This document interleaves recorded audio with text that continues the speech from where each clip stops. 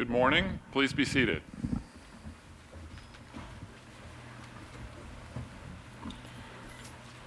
Members of the class of 2017, parents, family members, faculty and staff, friends, I welcome you to this baccalaureate service and to the entire series of events that will culminate tomorrow morning with our commencement ceremony.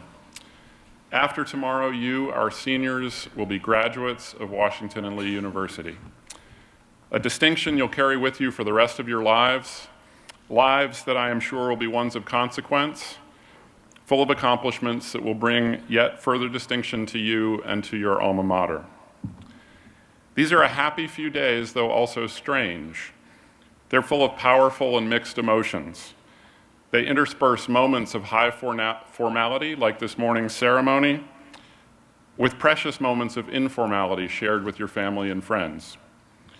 There's inevitably sadness in your leave takings, and you would not be human if you did not feel at least some anxiety as you face a future that's full of promise yet necessarily uncertain. But let this period also be one of overflowing with joy and gratification that comes with knowing that you've done well, that you've grown as individuals and become forever a member of a very special and extended community. There's an established rhythm to this series of events at Washington and Lee. Tomorrow, of course, is a time of celebration. Today is one of reflection and of giving thanks.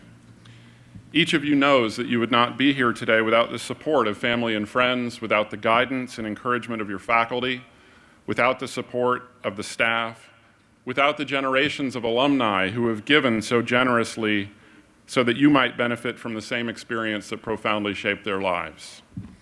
And so we gather for this baccalaureate service. It arises from the religious traditions of the university, which was founded by disciplined, thrifty, and strong-willed Scots-Irish Presbyterians. They came to this valley in search of freedom from religious constraint and with a desire to fashion a community of hardworking individuals. From that disposition, they created a place of learning that has always been non-sectarian and non-denominational. The origins of this day go back to the 18th century, and as it was then, it remains a time for us to reflect on how an education shapes the life of a caring individual. For your time here has taught you to share the fruits of your education, to take your life in a direction of service, no matter your career, and to be mindful of ideals that transcend the self. To help us with that theme, I now call upon the members of the University Singers who will sing "The Road Home."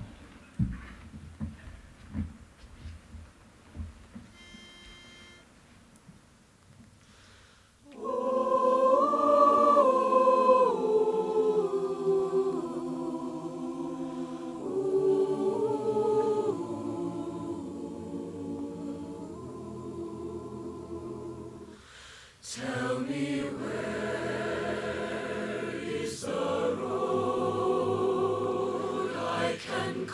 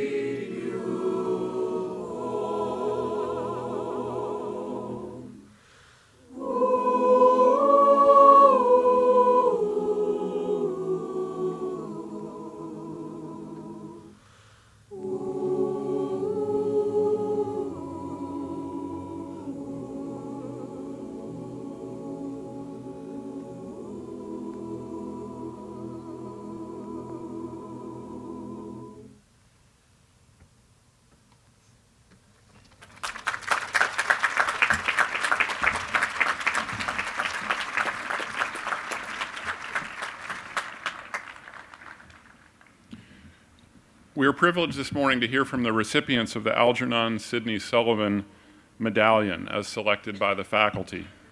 This is one of the highest awards at this university. Washington and Lee presents the Algernon Sydney Sullivan Award to the undergraduate senior man and woman who exhibit Sullivan's ideals of heart, mind, and conduct as evidenced by a spirit of love for and helpfulness to others, who, quote, excel in high ideals of living, in fine spiritual qualities, and in generous and disinterested service to others. When the institution makes the student award, it appoints the recipient as its representative to bear its standard before the world. Earlier today, I had the pleasure of presenting this year's Algernon Sydney Sullivan medallions to Kayla Sylvester and Conley Hurst, and will share some of their many accomplishments in introducing them to you now. Kayla is a politics major from Yankton, South Dakota. A Questbridge scholar, Kayla was the 2016 recipient of a Schlegel Scholarship for International Studies and was awarded a Johnson Opportunity Grant in 2016 to work with REACH, the adult literacy program in Sioux Falls, South Dakota. She's a Bonner Scholar and a member of the Campus Kitchen leadership team. Kayla is a dancer and choreographer with the W&L Dance Company and a member of the National Honor Society for Dance Arts. She's president of the College Democrats. During her Washington and Lee career, Kayla has worked as an after-school tutor and a program assistant for the Lexington City Office of Youth and has compiled more than 1,200 hours of practicum in local schools. Following graduation, Kayla intends to return to South Dakota to become a primary school teacher in a rural Title I school system and to pursue a master's degree in elementary education or in reading and literacy. Conley is from Little Rock, Arkansas. He's an American history major with minors in music and creative writing. A member of both Phi Beta Kappa and Omicron Delta Kappa, Conley has won departmental honors and awards in history, English, and music. A two-time ODAC Men's Golf Scholar Athlete of the Year, he was co-captain of the W&L men's golf team for the past 2 seasons. Conley served as the Arkansas State Chair for the 2016 W&L Mock Convention and is co-editor of opinions for the Ring Tum Phi newspaper from 2016 to 2017. He studied classical piano for almost 16 years and has studied for the past 4 years at Washington and Lee under professors Timothy Gaylord and Shuko Watanabe. Conley performed his senior piano recital last evening. After spending a year in the United Kingdom pursuing a master's degree in history, Conley plans to return to the United States to attend law school and pursue a career in law or public service. I now call upon Kayla and Conley to present readings that each of them has chosen to help us celebrate this occasion. Kayla. I'm reading a selection of Shel Silverstein poems. The first one is The Voice. There's a voice inside of you that whispers all day long. I feel that this is right for me. I know that this is wrong. No teacher, preacher, parent, friend, or wise man can decide what's right for you. Just listen to the voice that speaks inside. Number 2, listen to the mustn'ts. Listen to the mustn'ts, child. Listen to the don'ts. Listen to the shouldn'ts, the impossibles, the won'ts. Listen to the never haves. Then listen close to me. Anything can happen, child. Anything can be. The diving board. You've been up on that diving board making sure that it's nice and straight. You've made sure that it's not too slick. You've made sure it can stand the weight. You've made sure that the spring is tight. You've made sure that the cloth won't slip. You've made sure that it bounces right and that your toes can get a grip. And you've been up there since 5:30, doing everything but dive. Woulda, coulda, shoulda. All the woulda, coulda, shouldas laying in the sun, talking about the things they woulda, coulda, shoulda done. But those woulda, coulda, shouldas all ran away and hid from one little did. This bridge. This bridge will only take you halfway there, to those mysterious lands you long to see, through gypsy camps and swirling Arab fairs and moonlit woods where unicorns run free. So come and walk a while with me and share the twisting trails and wondrous worlds I've known. But this bridge will only take you halfway there. The last few steps you have to take alone. Happy endings. There are no happy endings. Endings are the saddest part. So just give me a happy middle and a very happy start.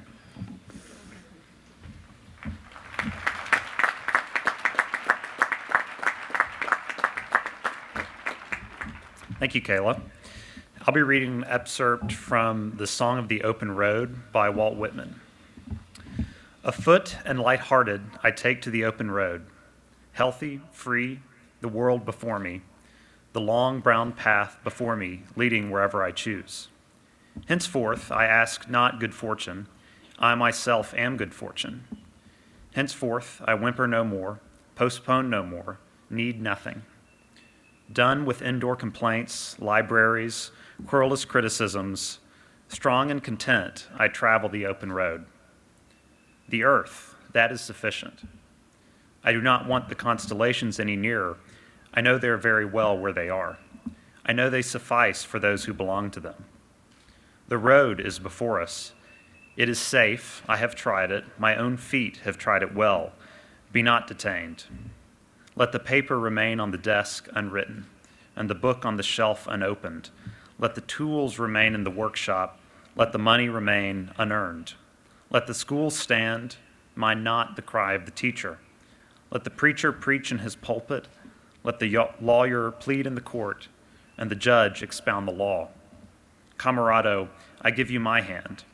I give you my love, more precious than money. I give you myself before preaching or law. Will you give me yourself? Will you come travel with me? Shall we stick by each other as long as we live? Thank you.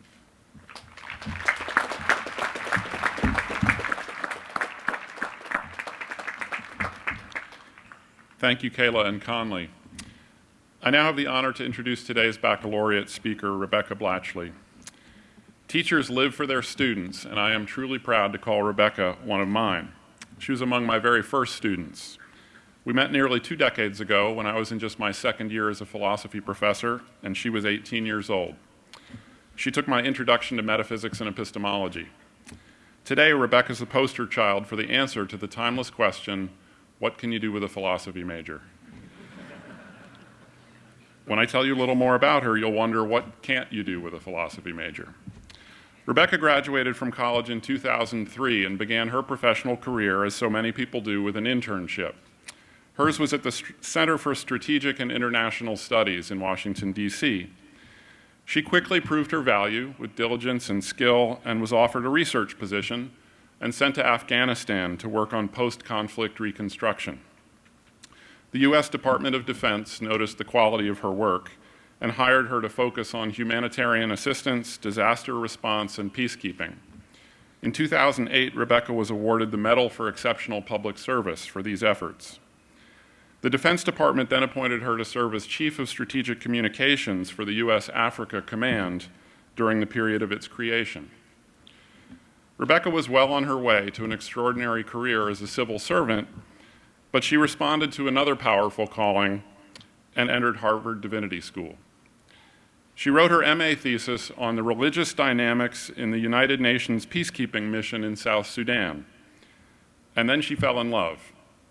I still remember receiving her phone call as I waited for a flight at the Denver airport.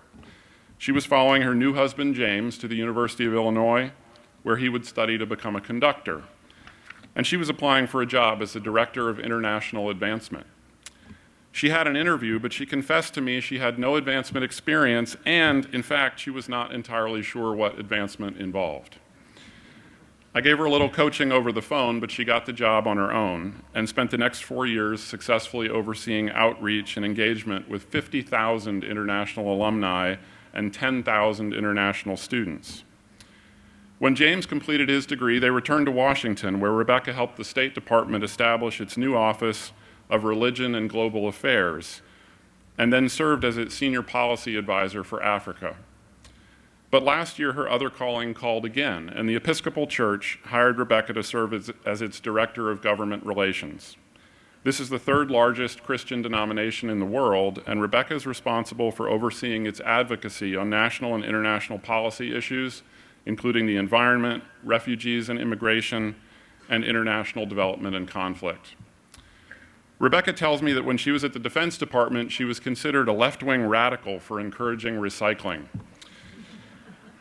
When she was at Harvard Divinity School, she was considered a right-wing radical for having been at the Defense Department. The only thing radical about Rebecca is her commitment to making the world a better place any way that she can.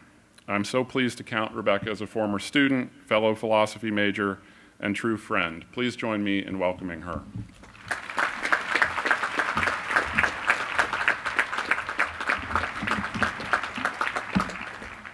Thank you, President Dudley, for that generous introduction. Members of the faculty, trustees and alumni, family, friends, and guests, welcome. Class of 2017, congratulations, you made it. We are awed by your talents and inspired by your accomplishments. We are eager to see what contributions you will make to this wondrous and aching world. As we all know, you did not make it here alone. Parents, step-parents, grandparents, siblings, aunts, uncles, and all those who encouraged, advised, worried, sacrificed, and loved, we also recognize you today. I'm grateful to President Dudley for this invitation. As you heard, I was lucky enough to have your esteemed president as a professor my very first semester of college. He guided me through Descartes, Spinoza, and Leibniz. He helped me to decipher Locke, Berkeley, and Hume. And then he introduced me to that great 18th century philosopher from Königsberg and rendered me forever a Kantian. I can think of no one better to have at the helm of this illustrious institution than a scholar of German idealism with a fierce passion for water polo. It is an honor to share this day of great excitement with all of you. After weeks of intense studying, frantic packing, and perhaps a few of you even found time for partying, I suspect the word exhaustion may also come to mind. Transitions can be both exhilarating and disorienting, hope-filled and disruptive. And today we mark this transition as you are about to make your mark on the world. Washington and Lee has a long and distinguished history, and the tradition of baccalaureate services is no exception. The service provides a time for moral instruction and thoughtful reflection. Over the centuries, speakers have praised, exhorted, and implored graduating seniors who sat where you are sitting today. For my remarks this morning, I will take as a starting point excerpts from speeches past, in the hopes that we can glean wisdom from previous generations. We may find that counsel intended for graduates in vastly different circumstances may nevertheless speak powerfully to contemporary challenges. While reading through previous baccalaureate addresses, I came across 3 insights that I will share with you today. First, in 1913, Dr. Russell Herman Conwell, who brazenly told the audience that he did not prepare any remarks for his address, said, quote, "The greatest, best gift God has here for you on earth is a home," end quote. He recounted the yearning of Robert E. Lee to return to Arlington. He shared how both Abraham Lincoln and Charles Dickens longed for a retreat to simple domestic life. The advice he leaves graduates with is, find a home. Second, in his address to Washington College in 1851, President George Junkin admonished the graduates, quote, "If you depart hence, cherishing the idea that you have finished your education, then our labor shall have been lost. For then you will relax your efforts, unbend the mind, give up books, and sink down into inglorious insignificancy," end quote. In short, his advice is to continue your education. Finally, speaking in 1920, Dr. J. Stuart French struck a somber note at the conclusion of World War I. Quote, "The tragedy of the war is not the devastation of the world, appalling as that may be, but the fact that now we are forced to admit that the war has raised more problems than it has solved, and that after all our sacrifice, the world is as turbulent today as it was before the war." He concludes that the only remedy to find peace in the midst of turmoil is to turn towards God. He urges the graduates to invest in a deep religious life. Find a home, continue your education, invest in a deep religious life. What do these words mean for us today? Tomorrow you will leave this place you have made your own over the past 4 years. You probably have quite the to-do list. Find a job, rent an apartment, pay off student loans, explore a new city, pursue graduate studies, travel. What would it mean to take Dr. Conwell's advice to heart, to recognize a longing for home? As you set off, know that you will always have a home here at Washington and Lee. This campus welcomes back alumni year after year, and you can return to find strength and inspiration. But Washington and Lee is more than these beautiful buildings, stately trees, hushed libraries, and sacred chapel. W&L has provided an environment where you are surrounded by thoughtful colleagues and friends and brilliant and caring professors. The university has instilled in you, day by day, a spirit of service and integrity. More than Lexington itself, it is the home of this community that it is harder to return to. You will need to rebuild and reconstruct it without the luxury of this institution to support you. Some of you may know exactly what is coming next, while others may have a sense of uncertainty, or less euphemistically, panic. Let me say, as one of those who graduated college without much clarity of what would come next, it's okay to find your way as you go. In fact, I would wager that all of us will have moments when we fear we have gone astray, when we are wandering, no matter how clear ahead the road seemed when we started out. My plan for post-college life was to win a choreography fellowship and spend a year dancing in Paris. If the best laid plans often go awry, half-baked plans involving moving to Paris and interpretive dance don't fare so well either. After graduating without a job or a choreography fellowship, I spent the summer in an Arabic immersion program. Graduates, take note. Nothing eases post-college joblessness anxiety like memorizing irregular forms of Arabic verbs. I was able to find an internship, and after a few months, I was hired for an entry-level job. In time, I made my way to the Pentagon and the State Department. I moved overseas and returned to graduate school. But what guided me through the turmoil of postgraduate life and all the uncertain and difficult times that followed was community. Former classmates, friends new and old, and the patient and enduring support of family.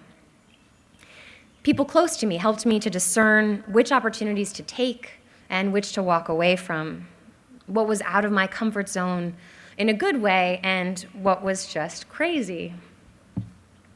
You may have plans that were better formulated than mine, but in those times when you fear you will never find your way out of the wilderness, remember the value of a supportive community, the importance of friendships, and the benefit of retreat and restoration. Marilyn Robinson writes, quote, "Weary or bitter or bewildered as we may be, God is faithful. He lets us wander so we will know what it means to come home." End quote. Remember that there will be a way when you feel most lost to return so that you can find the best thing here for you on earth. Turning to our second piece of advice, continue your education. For you to be sitting here today means you have met the rigorous academic requirements laid out by this venerable university. You have demonstrated your integrity in living by the honor system. You have the tools to continue a lifelong education. But what does that look like more concretely? When I was just starting out at a security studies think tank in Washington, senior fellows would regularly meet with the interns, regaling us with the stories of their successes, accomplishments, and even occasionally letting us in on their missteps. At one of these brown bag lunches, a former national security advisor came to speak to us. He told us the story of his own career and gave his perspective on some of the most pressing policy questions of the day. Towards the end of the talk, an ambitious young intern from my cohort asked, "What do I have to do to become national security advisor? Is it better for me to study Arabic or Chinese?" The statesman considered the question and then responded, "You can't plan on becoming national security advisor. All you can do is work hard. And as for Arabic or Chinese, you should study what you love." I don't think the speaker meant to discourage my enthusiastic colleague. In pointing out the limits of what we can reasonably plan for, he offered a useful lesson in humility to a recent graduate from a prestigious school, much like this one, who had been encouraged to set goals and to dream big. So many factors outside of our control determine where we end up. The outcome of elections, the careers of our mentors, changing geopolitical dynamics, and just plain luck. But you need not be defeatist or passive in the face of these contingencies. You can make career decisions based on your interests and passions, not only strategic calculations. You can work hard in order to make a meaningful contribution, not just to achieve a certain rank. And you can commit to continuing the education you began at Washington and Lee, wherever you may end up. Regarding hard work, I'm often impressed and sometimes intimidated by the extraordinary accomplishments of colleagues who seem to manage everything so effortlessly, while I'm painfully aware of the long hours I put in, the frustration of bureaucratic politics, and the tedium of what can sometimes feel like a daily grind. Sometimes I wonder, am I doing something wrong? But then I realize I can tell a version of my own career that highlights only the successes. Traveling to Afghanistan, conducting interviews around the country, meeting with Gaddafi's Minister of Defense in Libya, going to the Philippines with the US Navy on a humanitarian mission, and designing disaster response scenarios in Hawaii. This telling omits most of the highly unglamorous and mundane daily realities. A friend of mine once said, "I get jealous looking at my own Facebook wall." It is a good reminder that our lives look different from the outside than how they feel to us as we live them. And as for studying what you love, yes. But if you're not exactly sure what your one true passion is, I've found that it's also possible to fall in love with something in the doing. Post-conflict reconstruction was not something I knew would captivate me until I learned a little bit more about it. Only in engaging Nigerian religious leaders on government accountability did I discover my desire to better understand and fight corruption. And in my current role in the Office of Government Relations, I am now deeply invested in the fascinating subject of Episcopal Church polity. Washington and Lee has equipped you for a lifetime of learning, and your time here has prepared you not just for professional success, but for whatever challenges you choose to take on. So continue your education with hard work and love. Finally, invest in a deep religious life. Dr. French addressed the graduates in 1920, at the end of a long and bloody war. What disturbs him is not the sacrifices that have been made, he says, but rather that he does not see what all the sacrifices were for. We can imagine him asking, is a more just and peaceful world possible? In 2006, I went to Sudan for the first time, a year after a peace agreement ended the longest-running war in Africa. After so much suffering and more than 40 years of conflict, the mood was hopeful. NGOs were returning, and development, peace, and prosperity seemed just around the corner. After a transition period, South Sudanese would have the opportunity to vote for independence from the North. I returned in January of 2011 for the long-awaited referendum. There was widespread jubilation, pride and joy, and even a new national anthem that could be heard blaring on the now crowded but ever-dusty streets of the capital. Although many had stockpiled food and ammunition, fearing violence, it was peaceful more than all of us had anticipated. In July of that year, South Sudan became independent and the world's newest country. And yet, 6 years later, South Sudan is in the midst of another years-long conflict, a famine, and ongoing warnings of a genocide. Instead of the transformation we hoped for, the people of South Sudan are now living a nightmare. Independence alone could not overcome the decades of violence or subdue the rivalries and tensions that led to further conflict. Over the past few years, I've asked myself questions I'm not able to answer. How can it be that such unimaginable suffering continues? How can we begin to understand the devastation that has once again engulfed this country, especially after what seemed like the real possibility of peace? I and so many others pray daily for the people of South Sudan. I ask for the strength also to guard myself against the powerful and debilitating forces of cynicism and despair. I resist the temptation to think that change is impossible. I continue to believe in the possibility of peace, despite the odds and sometimes the evidence. I pray that even if we let go of simplistic optimism, we can hold on to real hope.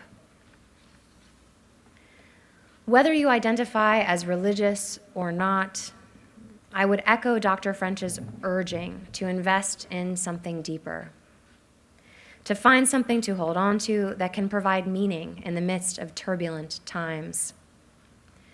This grounding can prepare us for the times when we will cry out in anguish for ourselves and for others. But a spiritual life can also enrich us in times of joy. We can learn to cultivate gratitude, awe, and wonder. We can be transformed by grace. We can be open to reconciliation, to beauty, and to love. Graduates, I have shared some advice with you today, my own and that of those wiser than I. But I think you may already know these lessons.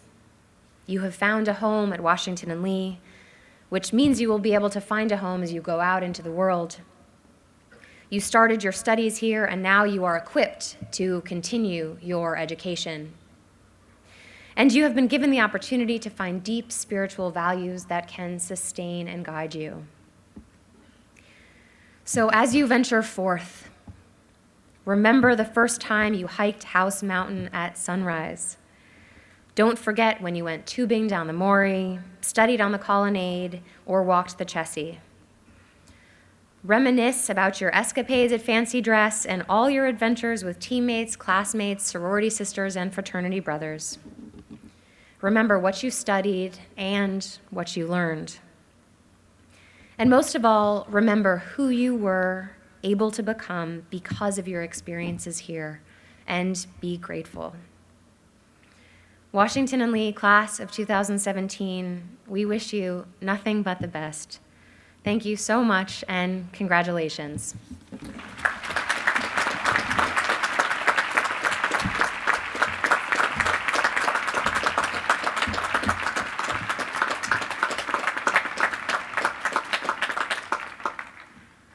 Thank you, Rebecca. I hope a future baccalaureate speaker is quoting your remarks 100 years from now.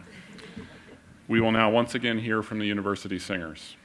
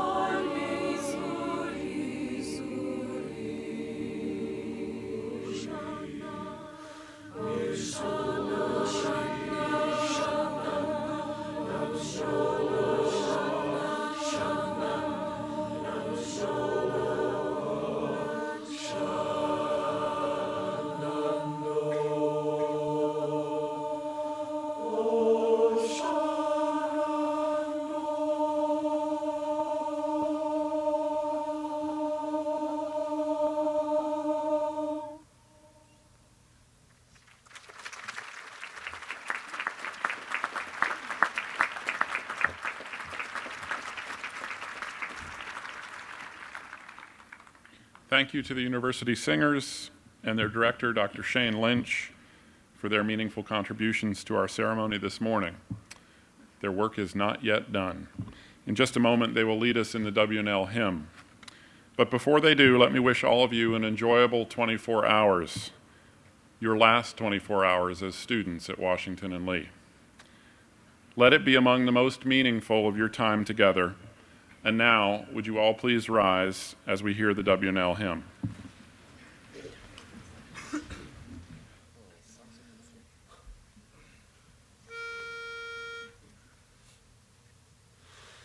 In the shadows of white columns, we stop to hear the chimes, warm steps on which we linger, slowly yield to time. But when we doubt our future's course, our honor sets us free. A timeless trust in our alma mater, Washington and Lee. As the bells ring out the hour and echo through the halls, we sense in this brief moment the strength within these walls. But when we doubt our future's course, our honor sets us free. A timeless trust in our alma mater, Washington and Lee.